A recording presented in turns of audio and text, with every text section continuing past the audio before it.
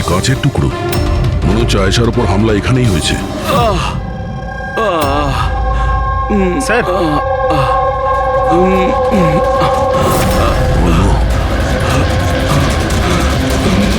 আচ্ছা সৌরভ নয় তো? এর পরিস্থিতি খুব খারাপ, অ্যাম্বুলেন্সকে ফোন করো। ক্লাবে এতগুলো লোকের মাঝখানে একটা মেয়ের খুন হয়ে গেল, মামসাদদের খুঁজে পাওয়া যাচ্ছে না। সিসিটিভি ক্যামেরা আছে কিন্তু কাজ করছে না। তার থেকেও বড় কথা, এখানে কেউ কিছু হতে দেখেনি। কি অদ্ভুত ব্যাপার না? আয়েশা এভাবে আমাকে ফেলে রেখে যেতে পারে না। আমাদের এখানে আসাই উচিত হয়নি। প্লিজ ডোন্ট ক্রাই, নিজেকে এভাবে দোষ দিও না। ডোন্ট ওয়ারি, সব ঠিক হয়ে যাবে। আপনার বান্ধবীর এখানে খুন হয়েছে আর আপনার এই ব্যবহার? হ্যাঁ, এতক্ষণ ধরে এখানে যা হয়েছে তাতে মনে হচ্ছে যে খুনি এখানে আয়েশাকে মারার উদ্দেশ্য তো এসেছিল না, রেডি হয়ে আসেনি। এখানেই ক্লাবে এমন কিছু হয়েছে যার জন্য ও রেগে গিয়েছিল, আর তাই ও আয়েশাকে খুন করে দিয়েছে, আর তার সাথে সৌরভের ওপরও হামলা করেছে। আমার মনে হচ্ছে যে ওই খুনি আপনাদের মধ্যে কেউ একজন। ফ্রেডি, পঙ্কজ, এখানে যত লোক আছে তাদের সবার ডিটেলস নাও। মাফ করবেন রাইমা, আমি নিজের দিক থেকে অনেক চেষ্টা করেছি, কিন্তু এখন এর থেকে বেশি সাহায্য আর করতে পারবো না। ইটস ওকে ডক্টর, আপনার যা করার ছিল আপনি সবকিছু করেছেন, আর আমরা এর বেশি আর কি করতে পারি?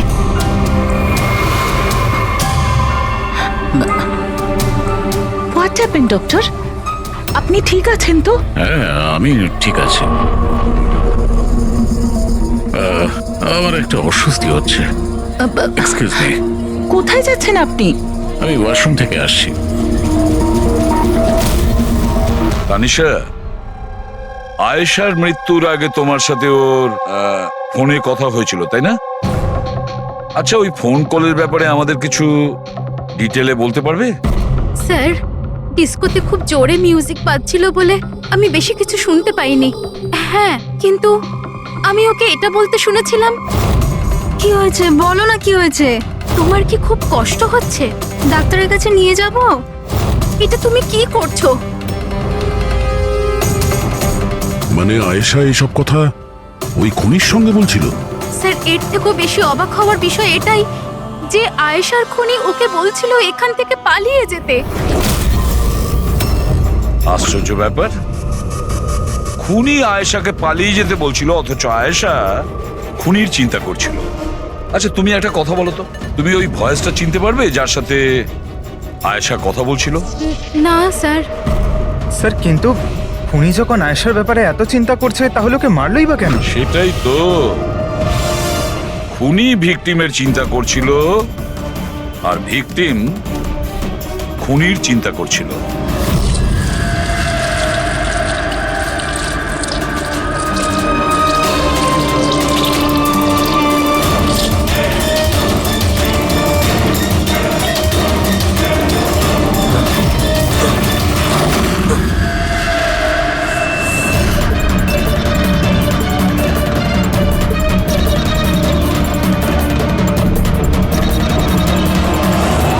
গান?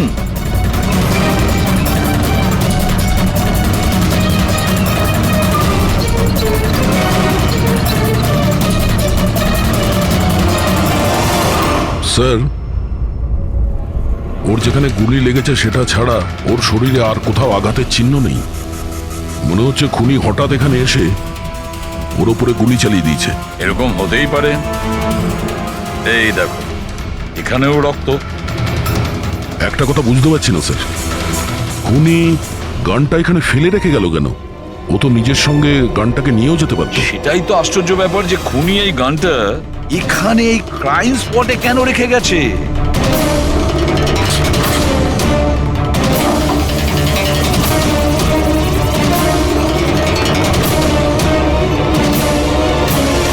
স্যার,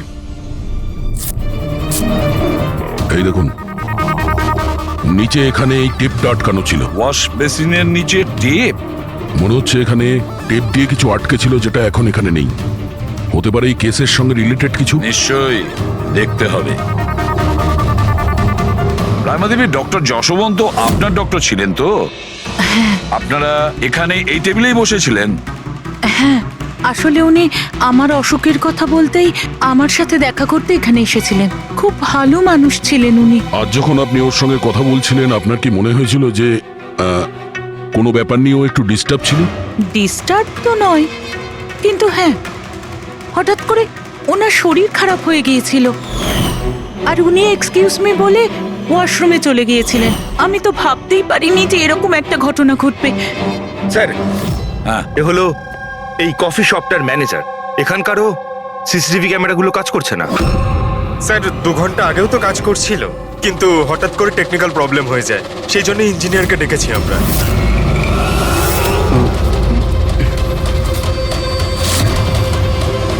এই একটু দাঁড়াও, এখানে এসো। হ্যালো স্যার, কেমন আছেন? আমার অবস্থা ছাড়ো, নিজেরটা বলো। তোমরা দুজনে এখানে কি করছো? এমনি ঘুরতে এসেছিলাম। কফি শপে ঘুরতে এসেছিলে? কাল রাত্রে তোমার বান্ধবীর খুন হয়ে গেছে। তোমার দ্বিতীয় বন্ধুর কেঁদে কেঁদে অবস্থা খারাপ, আর তোমরা দুজনে এখানে এই কফি শপে আড্ডা মারতে এসছো? এখানেও একটা খুন হয়েছে। বিষয়টা কাকতালীয়, তাই না? সত্যি কাকতালীয়ই বটে, কারণ আমরা তো জানি না ডক্টর যশবন্ত কে। হ্যালো, ওকে বিউরোতে নিয়ে এসো। ওকে ওকে ওকে ওকে ওকে, থ্যাংক ইউ ভেরি মাচ। কি জানিস পঙ্কজ, অনেক লোক ছিল এই ডিস্কোটায় যখন আয়েশা খুন হয়, আর এক একজনের ফোন ট্র্যাক করে এইটা জানার জন্য যে মার্ডারের সময় আয়েশার আশেপাশে কেউ ছিল না। তো এই আমার তো চোখ ব্যথা করতে শুরু করেছে।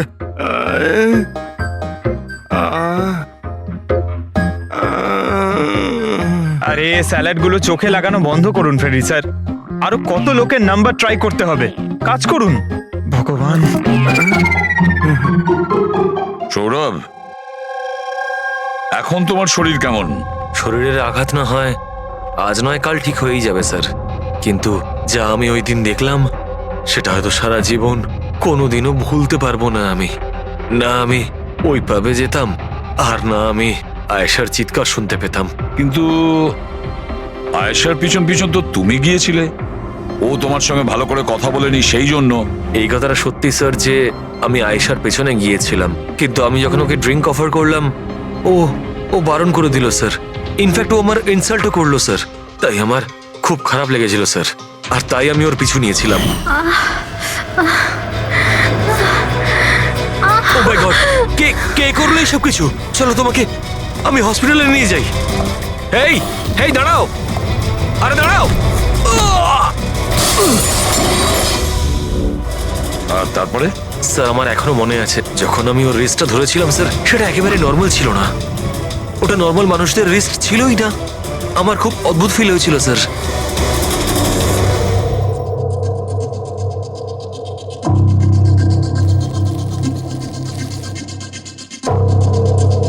তাহলে আপনি বলছেন ডক্টর সালুকে যে এই বন্দুকের উপর কিছু চটচটে লেগে আছে? হ্যাঁ, ওই চটচটে জিনিসটা রাবারের মতো, ওই যেমন সেলোটেপে হয় না, ওই রকম। সেলোটেপ গান? ও, তাহলে খুনি আগে থেকেই ওয়াশ বেসিনের নিচে গানটাকে লুকিয়ে রেখেছিল। তাহলে এই মার্ডার একটা প্ল্যান মার্ডার ছিল। হ্যাঁ, কিন্তু এই বন্দুকটা যেটা দিয়ে ভিকটিমকে খুন করা হয়েছে, আর এই কাঁচ যেটা দিয়ে আয়েশাকে খুন করা হয়েছে, এই দুটোতেই কোনো ফিঙ্গারপ্রিন্টস পাওয়া যায়নি। কিন্তু ভাই, এই কাঁচটার টুকরোর ওপর একটা বিশেষ ধরনের কেমিক্যাল লেগে আছে, যেমন ধরো প্লাস্টিক কেমিক্যাল। এখন কেন লাগানো ছিল, কি লাগানো ছিল সেটা জানতে হবে, কিন্তু এই দুটো কেমিক্যালই এই বন্দুকটাতেও লেগে আছে, দুটোতেই। ডক্টর সালুকে, আপনি তো বলছিলেন এই গানের মধ্যে ওই সেলোটেপের গাম লেগেছিল। সেটা তো ছিলই, তাছাড়া কেমিক্যালও আছে। ওটা ছাড়া এই কেমিক্যালও আছে? তার মানে এই দুটো মার্ডার, এদের দুটোর মধ্যে কোনো কানেকশন আছে? আর জুবিন আর প্রীতির ওই ক্রাইম সিনে থাকা কোনো কাকতালীয় ছিল না? একদম, তুমি একদম ঠিক বলছো। দা, তোমার কথা আরো একটা জিনিস প্রমাণ করছে। এই দুটো লাশের উপরই আমি তেলের মতো ফেরোমন পেয়েছি। ফেরোমনস মানে ওই কেমিক্যাল যার থেকে গন্ধ আসে। হ্যাঁ, এই দুটো ভিকটিমেরই এদের দুজনের লাশের মধ্যে একই রকম গন্ধ। একটা ব্যাপার পরিষ্কার, হয়তো দুজনে একই রকম পারফিউম লাগাতো, বা দুজনের খুন একজনই করেছে। জেনারেলি একজন মহিলা লেডিস পারফিউম লাগায়, আর একজন পুরুষ জেন্টস পারফিউম। কিন্তু এই দুজনেই একই রকমের পারফিউম লাগিয়েছে, চান্সটা একটু কম। তার মানে এই দুজনের খুনি একজনই। আয়েশার মৃত্যুর ব্যাপারে দুটো কথা জানা গেছে। এক, ওর বন্ধু তানিশা বলেছে, আর দ্বিতীয়টা সৌরভ বলেছে। তানিশার কথা অনুযায়ী যে খুনি আয়েশাকে ওই পাপ থেকে পালিয়ে যেতে বলেছিল। পৃথিবীতে এমন কোন খুনি আছে সে যাকে খুন করতে গেছে তাকেই সে বলছে যে তুমি এখান থেকে পালিয়ে যাও? তাহলে খুন করতে গিয়েছিল কেন? না না না না না না, গোলমাল আছে, নিশ্চয়ই কোনো গোলমাল আছে। আর স্যার ওই দ্বিতীয় কথা কোনটা? আর একটা কথা সৌরভ বলেছে। সৌরভ বলেছে যে খুনির কবজি কেমন যেন অদ্ভুত ছিল, সাধারণ মানুষের মতন ছিল না ওর কবজি। হয়তো কবজিতে রিস্টওয়াচ কিংবা ব্রেসলেট ছিল। ফেডরিক, বুদ্ধিটাকে একটু কাজে লাগাও, বুঝেছো? স্যার, হ্যাঁ, স্যার দুটো ক্রাইম সিনেই একটা নম্বর কমন। সেটা কার? আয়েশার বয়ফ্রেন্ড বিশালের স্যার। বিশাল? বিশাল? এই বিশালকে তো কফি শপে দেখাই যায়নি, তাহলে কফি শপে গেল?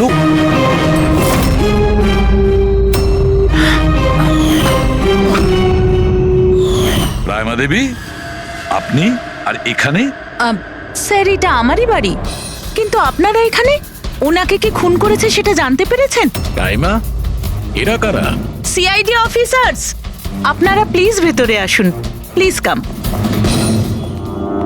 সিআইডি? আর স্যার, ইনি আমার হাজবেন্ড, আর এ আমার ছোট ছেলে সন্দীপ। আর বড় ছেলে বিশাল, সে কোথায়? কিন্তু কি হয়েছে স্যার? দেখুন, আসলে ব্যাপারটা হলো ডক্টর যশবন্ত আর আয়েশার খুনে আমাদের মনে হয় হয়তো বিশালের কোনো হাত আছে। এ আপনি কি বলছেন? অভিযোগ প্রমাণিত হয়নি, কাউকে গ্রেপ্তার করতে পারেননি, তো যে কোনো কাউকে ফাঁসিয়ে দেবেন? দেখুন, সিআইডির কাজই হচ্ছে অপরাধী পর্যন্ত পৌঁছানো, নাকি কোনো নিরপরাধীকে ধরে এই কেসটা বন্ধ করে দেওয়া। আপনি দয়া করে একটু বিশালকে ডাকবেন।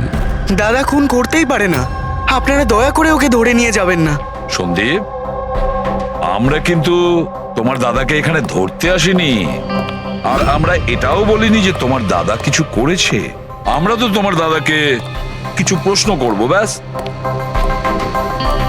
আপনারা আমাকে সন্দেহ করছেন? এক মিনিট বিশাল, তুমি ভেতরে যাও। আমি এই সিআইডির লোকেদের তোমায় বিরক্ত করতে দেবো না। দেখুন, সিআইডির কাজে বাধা দেওয়াও কিন্তু একটা অপরাধ, তাই প্লিজ আমাদের নিজেদের কাজ করতে দিন। বিশাল,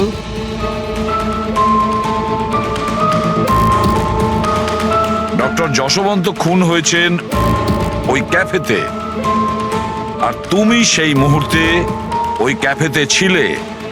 কেন, কিসের জন্য গিয়েছিলে ওখানে তুমি? স্যার, আমি তো ওখানে জুবাইন আর প্রীতির সাথে দেখা করতে গেছিলাম। আমি জানতাম না যে আঙ্কেল ওখানে হঠাৎ মায়ের সাথে দেখা করতে আসবেন। আয়েশার সাথে তোমার ঝগড়া চলছিল না? আমি ভীষণ কষ্ট পেয়েছি স্যার ও মারা যাওয়ার পর। আমি জানি না ওকে ছাড়া আমার বাকি জীবন কিভাবে কাটাবো। আমি কিছুদিন একা থাকতে চাই। ঠিক আছে, তুমি গিয়ে রেস্ট নাও। এরপরে কিন্তু দেরি করা যাবে না। আরে, আপনারা আবার এখানেও? মাঝে মাঝে নিজের বাড়িতে যান নাকি? সবসময় বিশালের আশেপাশে ঘোরাফেরা করছেন? না স্যার, এমন কোনো কথা নয়। অ্যাকচুয়ালি ও খুব হতাশ হয়ে থাকে, ভাবলাম ওর সাথে থাকলে ভালো হয়। খুব গভীর বন্ধুত্ব, হ্যাঁ? জুবিন, প্রীতি, বিশাল, কড়া নজর রাখতে হবে এই তিনজনের ওপর।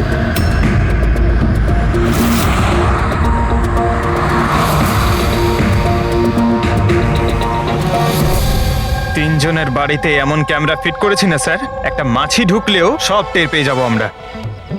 তুই যাই বলিস, কাজের লোক, দুধওয়ালা আর সবজিওয়ালা এদের মাধ্যমে গোপন ক্যামেরা বসাবার আইডিয়াটা কিন্তু দারুণ ছিল। ভালো ছিল না? কিন্তু আমার ছিল না, দয়া স্যার ছিল। আচ্ছা, হ্যাঁ, আর উনি আমাদেরকে এখানে বসিয়ে দিয়েছেন যাতে আমরা এখানকার সিসিটিভি ফুটেজ চেক করতে পারি।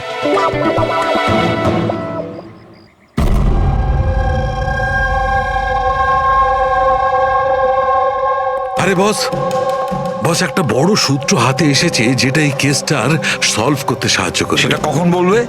আরে বলছি তো। আরে তাহলে বলো তাড়াতাড়ি। আরে ভাই, নিঃশ্বাস তো নিতে দাও।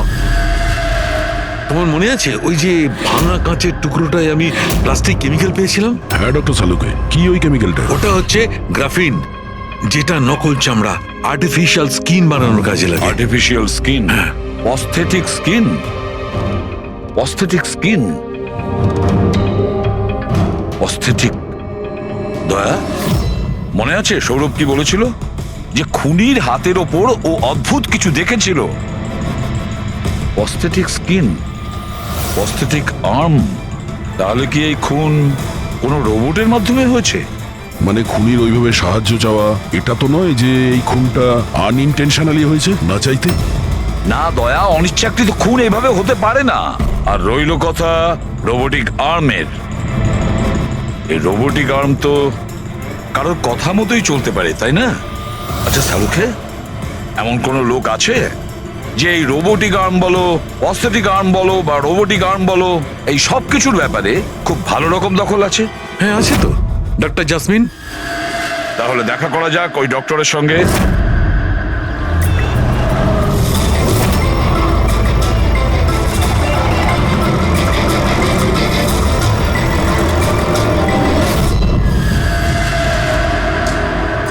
ডক্টর জাসমিন, আমরা এটা জানতে চাই যে যদি এই এরকম প্রস্থেটিক লাগানো হাত লাগানো হয়েছে রোবোটিক আর্ম, তাহলে কি ওই হাত, ওই আর্ম অন্য কারোর ইনস্ট্রাকশনে কাজ করতে পারে? মানে নকল হাত লাগানো হয়েছে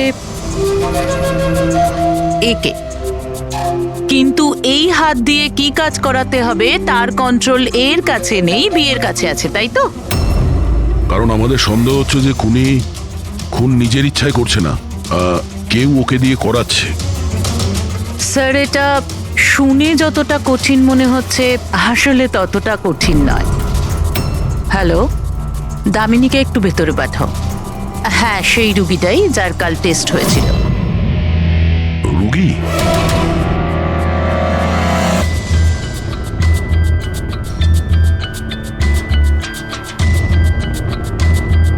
স্যার, দামিনীর ডান হাতটা ফ্যাক্টরিতে কাজ করার সময় মেশিনে কাটা পড়েছিল।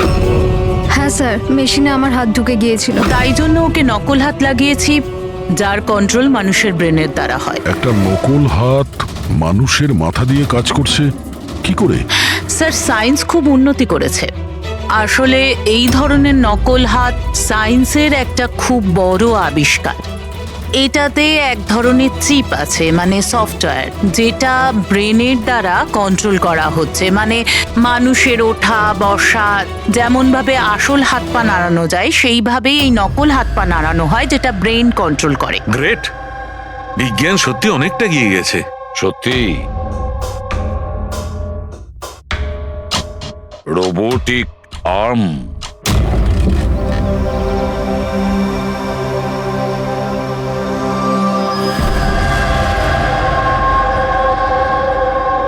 বাই। ওরা ওখানে হাত করছে আর আমরা এখানে গাড়িতে বসে আছি।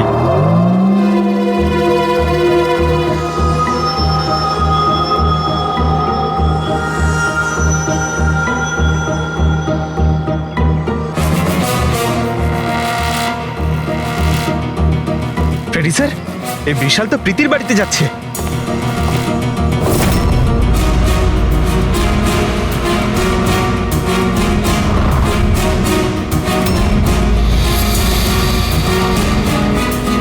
বিশাল, তুমি টেনশন করো না, কেউ কিচ্ছু জানতে পারবে না। আমরা কোনো না কোনো উপায় ঠিক বের করব, ওকে? এ নাও, কফি খাও।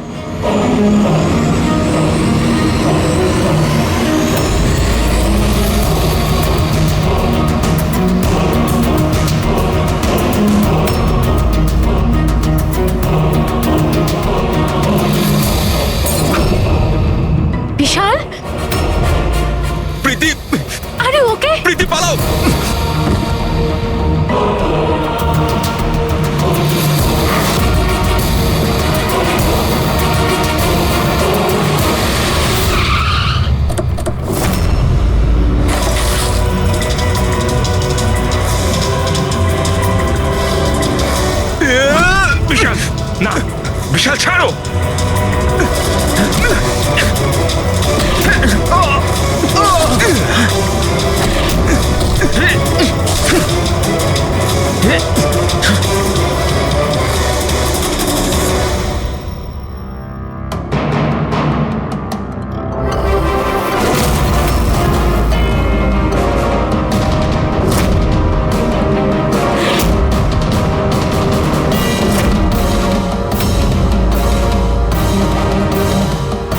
আমি স্বীকার করছি, আয়েশা আর ডক্টর আঙ্কেলকে খুন আমি করেছি স্যার।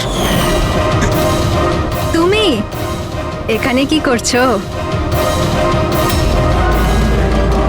কি হলো? কি হচ্ছে এটা? আমি বুঝতে পারছি না কি হচ্ছে আমার হাতে। কিছু Stop! প্রবলেম? কি হচ্ছে বলছো না কেন কিছু? ডাক্তারের কাছে নিয়ে যাব? এটা কি করছো? এটা কি করছো? আয়েশা পালাও এখান থেকে, পালাও! আমি বলছি তোমাকে পালাও, আয়েশা!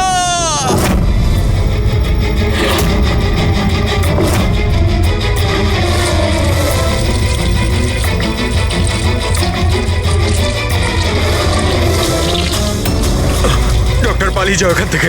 কি করছো এগুলো? আমি কি করবো স্যার, আমার নিজের হাতের উপরে কোনো কন্ট্রোল নেই। কি তোমার হাত তোমার কন্ট্রোলে থাকে না? এর মানেটা কি? জানি না, হঠাৎ করে মাঝে মাঝে কি হয়ে যায়। সেই কারণে তুমি আয়েশাকে ওখান থেকে চলে যেতে বলেছিলে? হ্যাঁ স্যার, আমি আয়েশাকে ওখান থেকে পালাতে বলেছিলাম। আয়েশা পালাও এখান থেকে, পালাও! আর আমি অনেকবার চেষ্টা করেছিলাম যাতে আমি ডক্টর আঙ্কেলের কোনো ক্ষতি না করি। ডক্টর, পালাও এখান থেকে তুমি। একটা কথা বলো, কেন গিয়েছিলে তুমি ওই ক্যাফেতে? আমি ওখানে ডক্টর আঙ্কেলের কাছে আমার হাত ঠিক করাতে গেছিলাম, আর জুবেন, প্রীতি আমাকে সাহায্য করছিল, কারণ আমি আমার বাড়িতে বলতে পারতাম না যে আয়েশাকে আমি নিজের হাতে খুন করে দিয়েছি স্যার। আমি জানি স্যার, আমার কথায় বিশ্বাস করাটা খুবই কঠিন, কিন্তু সত্যি এটাই, খুন আমি নয়, বরং আমার হাত করেছে। ডক্টর জাসমিন, বিশাল যা যা বলছে সেটা সত্যি? আমি বলতে চাইছি যে এটা কি সম্ভব যে একটা রোবোটিক আর্ম নিজে থেকেই ডেভেলপ করে আর সেই কারণেই তার মনে হয়েছে যে খুন করা যেতে পারে? চান্সেস কম স্যার, কিন্তু হ্যাঁ, হাতের ভেতরে লাগানো এই চিপকে কেউ যদি হ্যাক করে তাহলে হতে পারে। কি? প্রস্থেটিক হাতে লাগানো সফটওয়্যার হ্যাক করা যায়? হ্যাঁ দাদা, হ্যাক হতেই পারে, এটা পসিবল। যখন হ্যাকার এই নকল হাতের চিপ হ্যাক করে, তখন এই নকল হাতটা তার ব্রেন দ্বারা কন্ট্রোল হয় না যার শরীরে এটা লাগানো আছে, বরং এই নকল হাতটা কন্ট্রোল হয় হ্যাকারের ব্রেন দ্বারা। তার মানে কেউ একজন বিশালের এই রোবোটিক আর্মের সফটওয়্যারটা হ্যাক করেছিল আর তারপরে ওকে দিয়ে খুন করায়। স্যার, এর থেকে ভালো তো আমি এক হাতেই আমার সারাটা জীবন কাটিয়ে দিই। যে হাতটা অন্যদের জীবন কেড়ে নিচ্ছে, এরকম হাত আমার চাই না স্যার। বিশাল একটা কথা বলো, তোমার এই হাত তোমাকে বলছে যে সেই কাউকে মারতে চায়, তখন তুমি কি ভাবো? তখন তোমার মনের অবস্থা কি হয়, কি চলে তোমার মাথার ভেতরে? স্যার, 2-3 মিনিট সময় লাগে। আমি পুরোপুরি ভাবে চেষ্টা করি আমার হাতকে কন্ট্রোলে আনার, কিন্তু 2 মিনিট পর আমার হাতই জিতে যায় স্যার।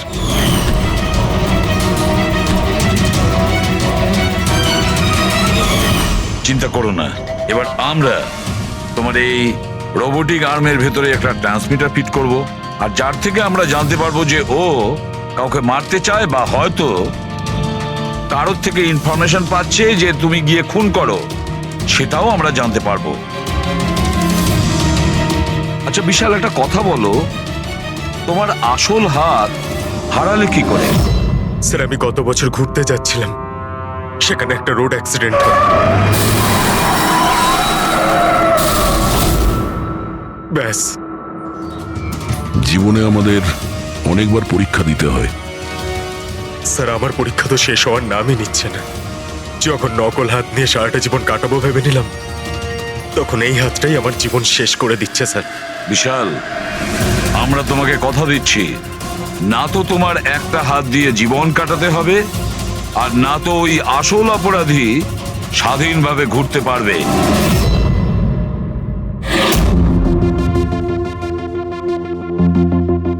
বিশাল, অপরাধী প্রথমে বিশালকে দিয়ে আয়েশাকে খুন করায়। আয়েশা, যাকে বিশাল খুব ভালোবাসতো, এরপরে খুন করায় ডক্টর যশবন্তকে, যে বিশালকে সাহায্য করত।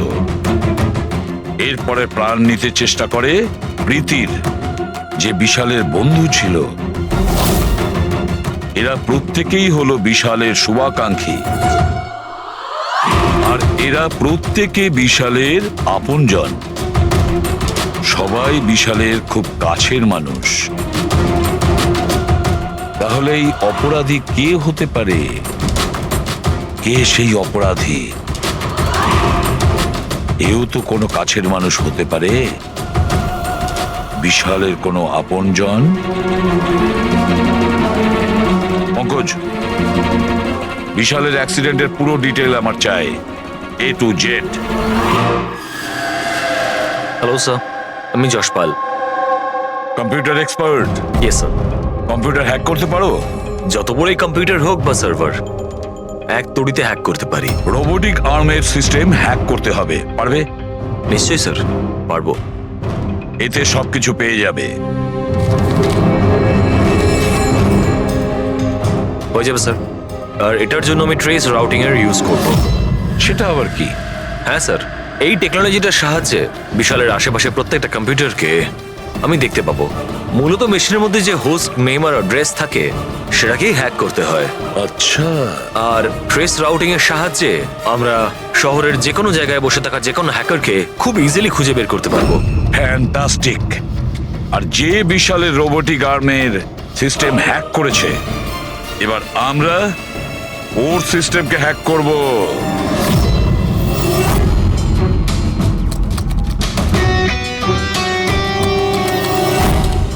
এই দেখুন স্যার, এই সময় বিশালের আশেপাশে এই সবকটা কম্পিউটার অ্যাক্টিভ রয়েছে, আর এর মধ্যে হয়তো কোনো একটাই ওই হ্যাকারের। শুধু একবার জানতে পেরে যাই ওই কম্পিউটারটা কোনটা, তাহলেই কাজটা সহজ হয়ে যাবে। যশপাল, তাড়াতাড়ি করো, আমাদের হাতে সময় কম। বিশাল আজকে আমাকে বাড়িতে কেন ডাকলো? আঙ্কেল আন্টিও নেই, জানি না কি ব্যাপার।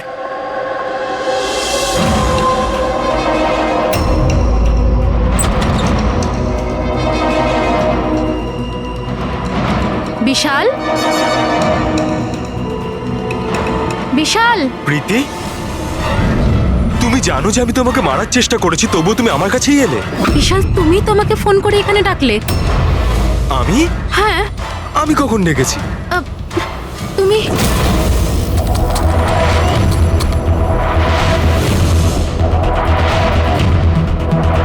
নো!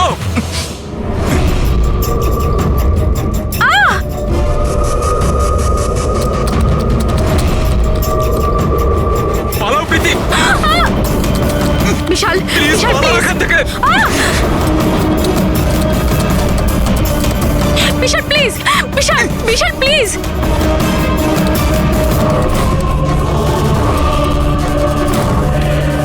ইয়েস স্যার, ওই হ্যাকারের লোকেশন পেয়ে গেছি।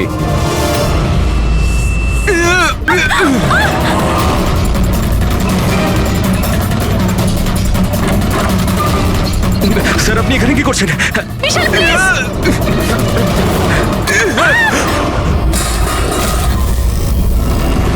অনেক হয়েছে হ্যাকিং।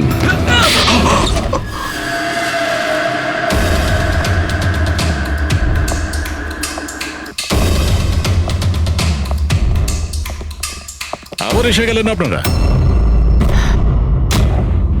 এবার এটা যেন বলবেন না যে ওকে আপনারা ধরতে এসেছেন। আগে না, আমরা বিশালকে ধরতে আসিনি, খুনিকে ধরতে এসেছি, যে এই মুহূর্তে এখানে উপস্থিত। খুনি এখানে? কি বলছেন আপনি? আপনি আপনার মিথ্যে অভিযোগ কার ওপর লাগাবেন? মনন বাবু, গত বছর একটা গাড়ির অ্যাক্সিডেন্ট হয়েছিল খান্ডালাতে। 3 জন ছিল ওই গাড়িতে। 22 বছরের ছেলে বিশাল, 15 বছরের ছেলে সন্দীপ। আর 9 বছরের ছোট বাচ্চা সোনিয়া। গাড়ি বিশাল চালাচ্ছিল, গাড়ির অ্যাক্সিডেন্ট খুব সাংঘাতিক হয়েছিল। বাচ্চা মেয়ে সোনিয়া স্পট ডেড হয়ে গেছিল। আর আর সন্দীপ প্যারালাইজড হয়ে গেছিল, ও এখনো চলতে পারে না। এসব আপনি কি করে জানলেন আঙ্কেল? ওই অ্যাক্সিডেন্টে সব থেকে কম আঘাত লেগেছে বিশালের, তবে যে আঘাতটা লেগেছে সেটাও কম নয়। বিশালের নিজের হাতটা হারাতে হয়েছে। আর তাছাড়া বিশাল আপনার সৎ ছেলে, তাই না? স্যার, বিশাল আমার কাছে নিজের সন্তানের মতোই। আমি আপনাকে রিকোয়েস্ট করছি, আপনি বিশালকে আমার সৎ ছেলে বলবেন না। আই এম সরি মদন বাবু, যদি সব বাবা আপনার মতন ভাবতো তাহলে তো ভালোই হতো। যদি রায়মা দেবী এভাবে ভাবতেন। কি রায়মা দেবী? আচ্ছা, আপনার মনে অনেক রাগ জমে আছে, তাই না বিশালের জন্য? কারণ বিশালের জন্য আপনি আপনার নিজের মেয়েকে হারিয়েছেন, আর আপনার নিজের ছেলে সারা জীবন চলাফেরা করতে পারবে না। আপনি কি বলতে চাইছেন? আমরা কি বলতে চাইছি ওটা এক্ষুনি জেনে যাবেন। পঙ্কজ,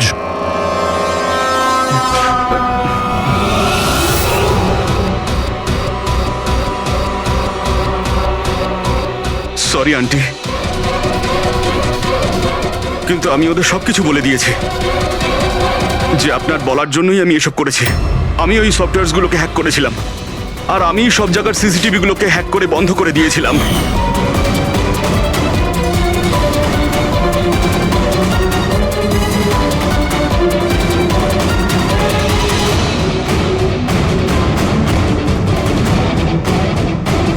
বিশালের থেকে প্রতিশোধ নেওয়ার জন্য আমি ওর গার্লফ্রেন্ডকে মেরেছিলাম। তারপরে ওই ডক্টরকে, যে বিশালকে হেল্প করত, তারপর প্রীতির উপরে আক্রমণ। এসব করার জন্য আন্টি আমাকে অনেকগুলো টাকা দিয়েছিলেন। তুমি যে এতটা নিচে নেমে যাবে আমি ভাবতেও পারিনি। ঠিক আছে, সত্যিটা যখন আপনাদের সামনে এসেই গেছে, তখন আমি আপনাদের সবাইকে এটাও বলছি যে আমি তোমাকে মারার পর ওকেও মারতে চেয়েছিলাম। কারণ যেভাবে আমার আপনজনেরা কষ্ট পেয়েছে, আমিও চেয়েছিলাম বিশাল সেই কষ্টই পাক, ততটা যন্ত্রণা ওরও হোক। ওটা অ্যাক্সিডেন্ট ছিল, একটা ভুল। ভুল? তোমার একটা ভুলের জন্য আমার সারা জীবন অন্ধকার হয়ে গেছে। তুমি রাশ ড্রাইভিং করেছিলে, আর শাস্তি কারা পেল? আমি আর আমার সন্তানেরা। মা, আমি তোমাকে শুধু নিজের মা নয়, ভগবান ভেবেছিলাম। যদি আমাকে শাস্তি দিই তুমি শান্তি পেতে, তাহলে আমাকে অন্তত একবার বলতে পারতে। হাসি মুখে আমি জীবন দিয়ে দিতাম। আমি তোমার জীবনটা চাইনি, আমি তো তোমাকে বাঁচিয়ে রেখে কষ্ট দিতে চেয়েছিলাম। আর আপনারা সবাই আমাকে দোষ দিতে পারেন না, কারণ আমি যা করেছি সেটা আমার মায়ের মমতার জন্য করেছি। রায়মা দেবী, মা শব্দের অর্থ আপনি জানেন না, সেজন্যই আপনি এত বড় অপরাধ করেছেন। আরে মা তো সেই হয় যে শুধু নিজের নয়, অন্যের সন্তানকেও স্নেহ ভালোবাসা দিয়ে আগলে রাখতে পারে। বিশাল হয়তো আপনার গর্ভের সন্তান নয়, কিন্তু মা বলে তো ও ডাকতো। ও আপনাদের পরিবারেরই একটা অংশ। কোনো মাই তার ছেলের ওপর এইভাবে প্রতিশোধ নিতে পারে না। হ্যাঁ, সেটাও এত ঘৃণ্য। দুটো লোকের প্রাণ নিয়েছেন। না রায়মা দেবী, আপনি বড় ভুল করেছেন, বিশাল ভুল করেছেন। আদালত আপনাকে কোনোদিন ক্ষমা করবে না, কোনোদিন ক্ষমা করবে না। কঠোরতম শাস্তি হবে আপনার।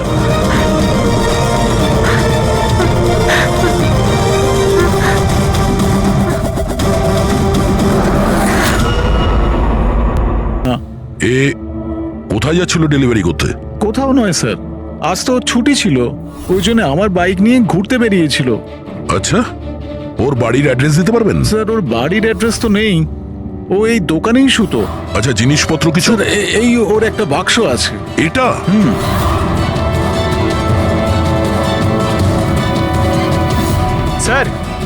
এই লোকটার বক্স আর সবকিছু চেক করলাম, তাতেই সার্কাসের প্যাম্পলেট ছাড়া কিছুই পেলাম না।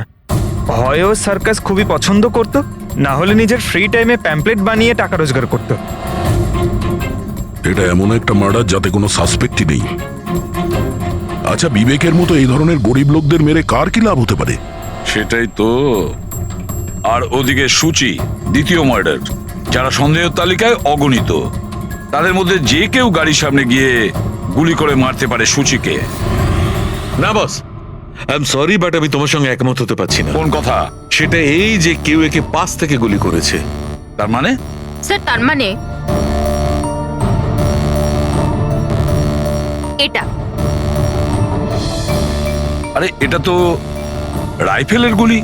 হ্যাঁ স্যার, আর এই গুলিটা সূচির গলায় এই এদিকে এখানটা আটকে ছিল। গুলি রাইফেল থেকে চললে তো অনেক দূর থেকে চালানো হয়েছে। হ্যাঁ, একদম ঠিক, দূর থেকেও আর উঁচু থেকেও, এইসব আমি বলছি। এই দেখো বস, 50 ডিগ্রি অ্যাঙ্গেল থেকে সূচিকে গুলি করা হয়েছে। গুলি এখান থেকে এসেছে, কারের কাঁচের জানলা ভেঙেছে আর গিয়ে এর গলায় লেগেছে। এই গুলি যে অ্যাঙ্গেল থেকে চলেছে ডক্টর, কত দূর থেকে চলেছে এই গুলিটা? এই ধরো 70 ফিট দূর থেকে। তার মানে কোনো উঁচু বিল্ডিং থেকে চালানো হয়েছে। সে তৈরি হয়ে বসেছিল বিল্ডিং এর ওপরে গুলি চালানোর জন্য। একটা কাজ করো, ওই এরিয়ার ম্যাপটা বের করো। গুলি গাড়ির বাঁদিক থেকে এসেছিল, আর বাঁদিকে প্রায় অনেকগুলো এরকম বিল্ডিং আর হাই রাইজ টাওয়ার আছে স্যার।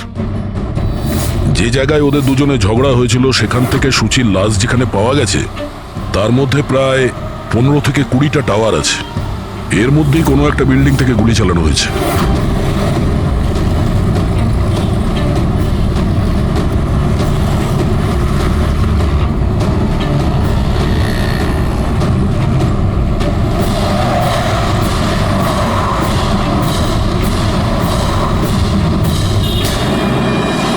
বাস ঠিক আছে।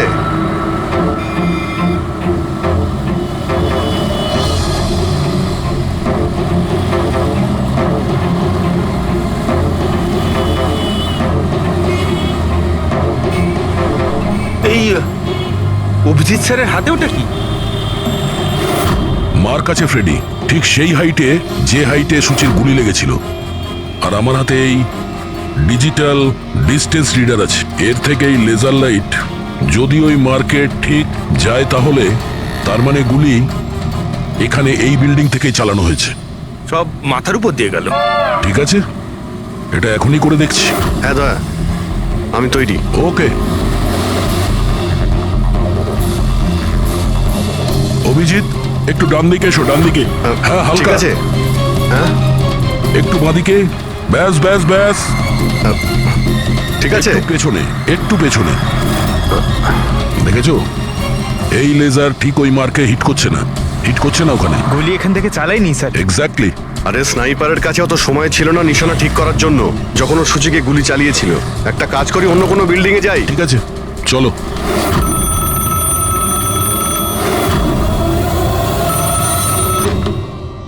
হ্যালো।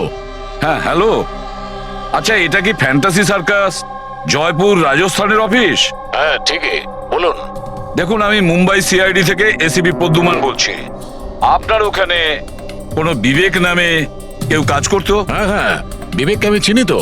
ও এই সার্কাসেই কাজ করতো। কেন, কি হয়েছে? কি কাজ করতো বলতে পারবেন আপনি?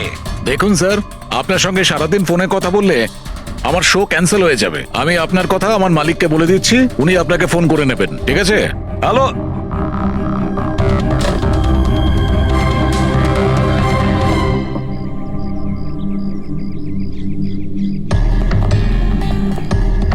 অদ্ভুত স্যার, বিল্ডিং এ কোনো গাড়ি দেখলাম না। মনে হয় গুলি এখান থেকেই করা হয়েছিল। দেখছি। হ্যাঁ অভিজিৎ, রেডি আছো?